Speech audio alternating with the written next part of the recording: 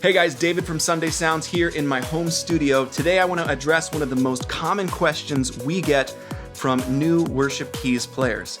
How do I get started if I've got no budget to invest in picking up new sounds or software?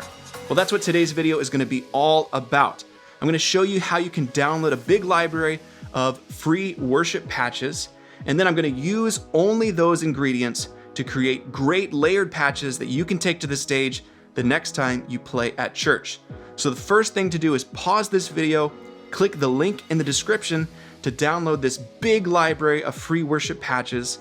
And then once you've got that downloaded on your computer, come back here and you can follow along. We'll build these layered worship patches together. It's gonna be fun, it's gonna be easy, and at the end of it, you're gonna have some great patches to help you get started with your worship keys rig. Let's get it started. Okay guys, so let's dive right in. I'm using our Sunday Keys template for today's video. It's what you see on screen right now. Sunday Keys comes with tons of ready-to-play layered patches, but for today's video, we're just gonna be using the template as a platform for these free patches. So you don't have to have Sunday Keys to follow along with this video. So I'm gonna add a new patch to the top of my patch list here, and we're gonna be working with 2 bundles of free patches. We release a new patch every week, and then every quarter we bundle them up as a new volume. So I'm going to be working with volume 1 and volume 2. And you also see a few layered patches already built. So if we wanted to, we could actually check some of these out.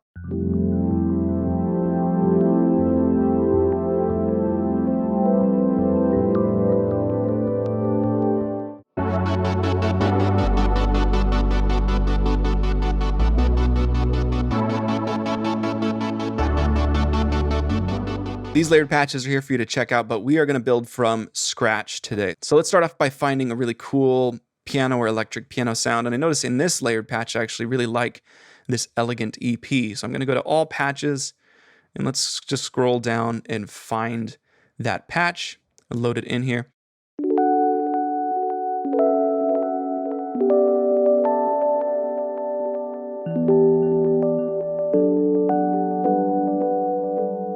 Really cool sound. I'm gonna go ahead and duplicate this patch, and then let's find maybe a pad to go with it. We'll start simple. So I'm gonna go to volume 2 here. These are some of the newer sounds, and we can just start exploring. Or we could just pick the very first sound because I really, really like this pad. Okay, so now we've got this elegant EP and the astronomy pad, and we're gonna start simple. This is maybe an underscoring kind of thing. So we're just gonna combine these patches together. So in Ableton Live, you can stick them on the same track, or you can just create 2 tracks and set them by each other and record on both of them. In MainStage, there's actually a function to combine 2 patches together.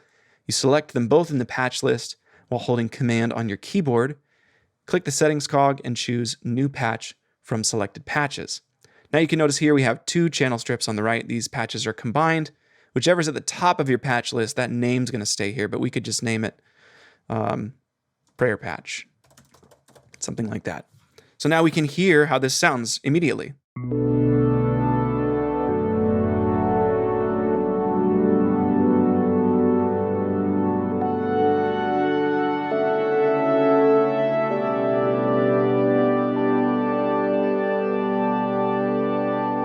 All right, so let's build another layered patch here, maybe something with a little bit more complexity. So we're gonna work inside of volume 2 here because these are some of our newest sounds.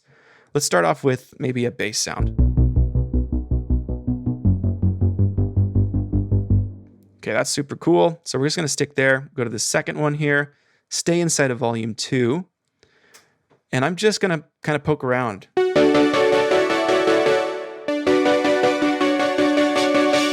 Mod Wheel's opening up the filter. In Ableton Live, you'll have a macro named tone. It's gonna do the same thing.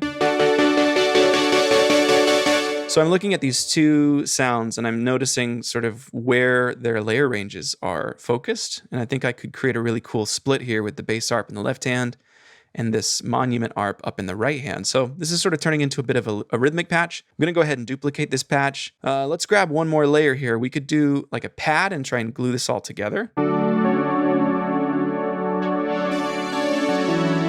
I like that. That might work well. It's got a little bit of attack. So it could sort of be used as a little bit of a lead thing as well. I think I like that ingredient, but I want something additional. So we're going to create a fourth layer here. I want something up on the top end only. So let's look for leads. See what this guy's about. It's pretty cool. See what else. I like that one, but maybe a little bit too complex for what I'm going for here.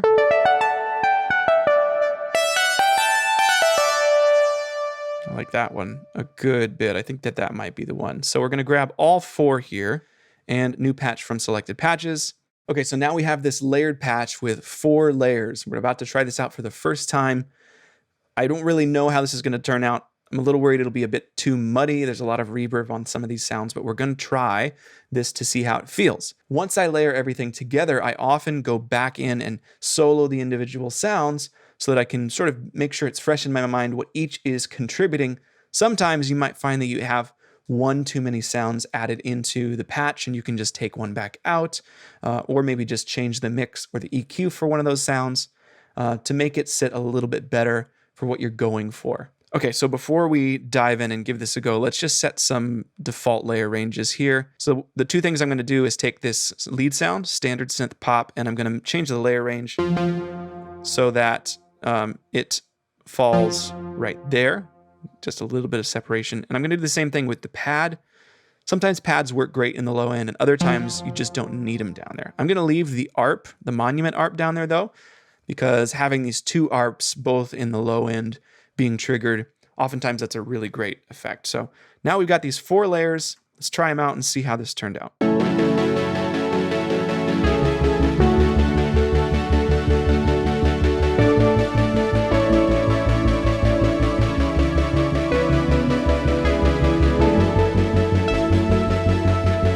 So my initial impression here, I like the individual ingredients, but it's a little bit more full than I want it to be. And specifically, I'm thinking this monument art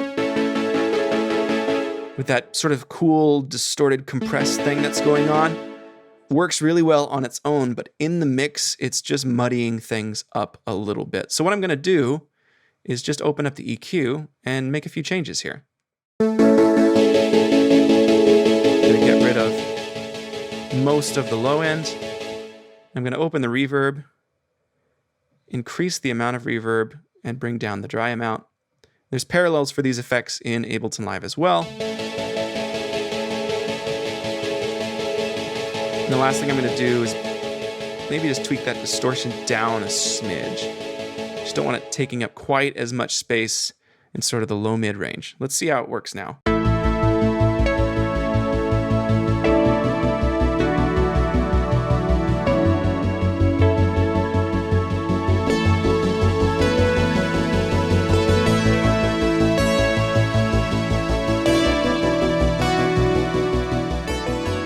Okay, so we've got this layered patch. Let's go ahead and build one more. So we're going to find another sound here. I'm going to stick inside of volume 2 because I'm really enjoying these sounds. Let's just build an awesome layered pad, maybe something that you could use at the end of a service for altar call specifically, just for underscoring. Oftentimes you might think that because we say pad, I tend to think, okay, one pad. But one of the secrets to the awesome Lush Pad sounds that you hear on a lot of worship recordings and other recordings as well is just the fact that there's more than one pad being layered together, and that creates this sense of depth, this sense of animation and motion that is a little bit more difficult to capture with a single instrument sound.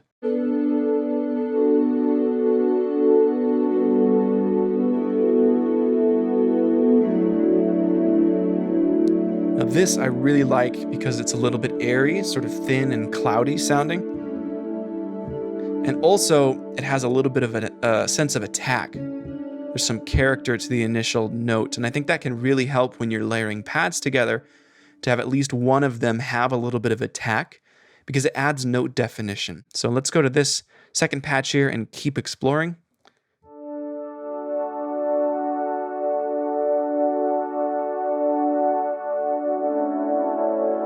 I really like this Holy Sound bed as well. It's a similar sort of airy kind of sound, but it's more subtle, not as much high end. I think that it's a great idea when you're layering pads to look for some contrast, but not too much between the different ingredients You want them to sort of enhance each other instead of stand out from each other. So I think this could be a really good fit. Let's find one more pad sound, and then we'll bring everything together. Let's try this one. Multi-purpose pad sounds like it should be pretty useful.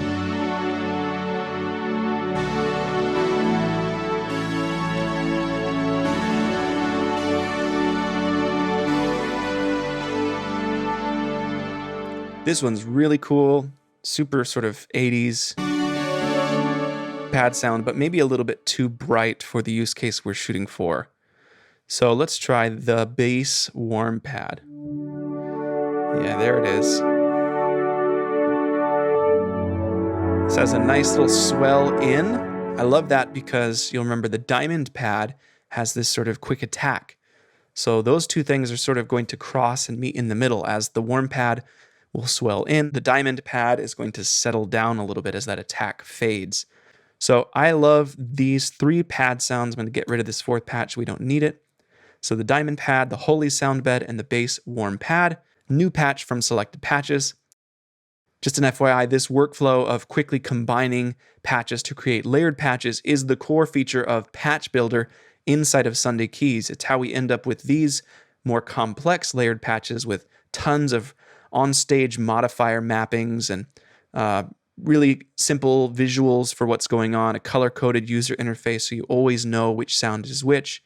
But you're able to build sounds in these individual sections in Patch Builder in the exact same way that I've demonstrated in this video. So we've got our three sounds now, and the main thing I'm looking out for is how much the ambience builds up over time. Because if the sound gets too spacey or too big, then I might go back into one or two of these channel strips and make a few changes. Bring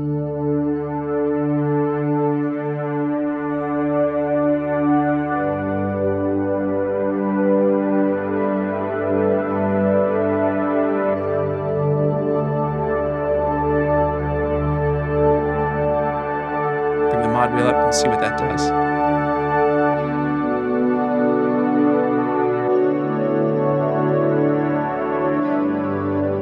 All right, so I'm going to solo the holy sound bed, so I just want to remind myself of what it's doing.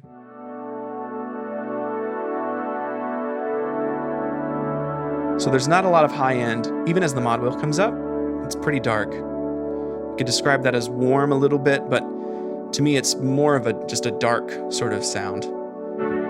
And I'm going to solo the warm pad, which is also sort of dark at the beginning, but there's more high end content, and I think there's a little bit more warmth to the pad as well. And the tail on that pad isn't awfully long, which is going to be a good thing. It's going to allow you to move more quickly through chord changes without having to worry about things getting muddy. The holy sound bed, however, has a really, really, really long tail. And a lot of that's probably coming from the modulation here, from the echo effect with a lot of feedback. So I'm just going to bring that down a little bit. And then I would assume also, trusting my ear, from Silververb, the reverb effect. So I'm just going to not worry about it too much. I'm just going to bring down the density here, which is going to shorten up the amount of time that this sound will be perceived to fade out as that reverb decays. So now, the sound is essentially just a little bit less wet, and it's going to fade more quickly, which is going to make those chord changes a little bit more smooth. So there's definitely still a crossover as the tails fade out, but it's not quite as intense. Then one other thing I'm going to do is open up the compressor here, and I'm just going to boost the output gain a little bit. I still think that the tail on the holy sound bed might be a little bit long, so I'm going to open the instrument plugin itself and bring down the release time a good bit. And then I'm also going to just decrease the size of this reverb via the density and the size itself. I just want it to fade out more quickly. The other thing I'm noticing is that my favorite component of this sound is definitely the diamond pad. I just love that attack. I think it's super cool. But what I'm also noticing is that, in my opinion, it would be cool if I could hear that with a little bit more prominence. Especially when I'm changing chords, I really want some more note definition, and I think the diamond pad can give that to me. So I'm going to open up the Silververb plugin, and I'm going to make this reverb a little bit smaller as well. Oftentimes, you might think that adding more ambience to a sound is going to make it feel bigger. It depends on the kind of sound and what type of bigness you're talking about. Sometimes when you add ambience like reverb, you're actually sacrificing a good bit of presence. The sound is going to feel further away. And for me, that's what the warm pad is doing. It's sort of hovering underneath everything and gluing it all together. I want the diamond pad to be a little bit more in the forefront. So I'm actually going to bring down the wet reverb and increase the dry mix here. And again, there are going to be parallels to these effects in the Ableton Live versions of this sound as well. So you're going to be able to approximately dial in these changes too. So I just made a little bit less reverb. And I notice immediately more presence in the attack. I'm also curious what this delay is doing.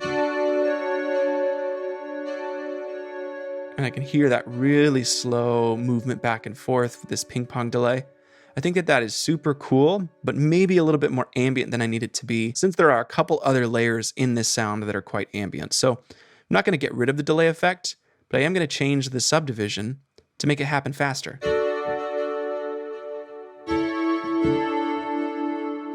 And then I'm going to bring the mix down to about half of what it's at currently. A little bit more subtle, happening in the background.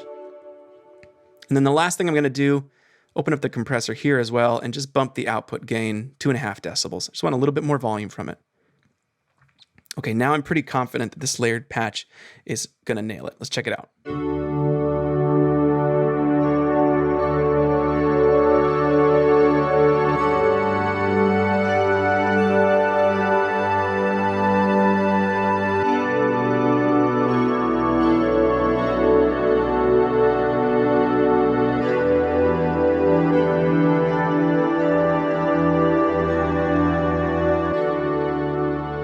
This layered pad might be my favorite out of all of them. So I'm just going to name it something like Lush Pad. And then from here, I could export these patches in MainStage or save them to an instrument rack inside of Ableton Live and use them inside of any MainStage concert, inside of any Ableton Live set. And we've created these 3 patches that are pretty versatile. You could use in a lot of different on-stage worship keys, contexts. And if you followed along as I created these patches, then you now have these layered patches available to you as well. Leave a comment in the description of this video and let us know if you happen to use one of these patches for a worship service. I'd love to hear how it went for you. Of course, we release a new free patch every single week and we give it out in our newsletter. So if you follow the link in the description, you're gonna get that new patch in your inbox every single week. I hope that you'll check that out. We really enjoy getting to push out something new and free every single week. If you found this video helpful and you'd like to see more like it, give it a thumbs up. Consider subscribing to the channel. It's a great way to show support and you won't miss our future videos focused on worship keys and MainStage, Ableton Live, and beyond. Thanks for watching and for supporting us here at Sunday Sounds. Have a great day and hope you have fun making some layered patches of your own.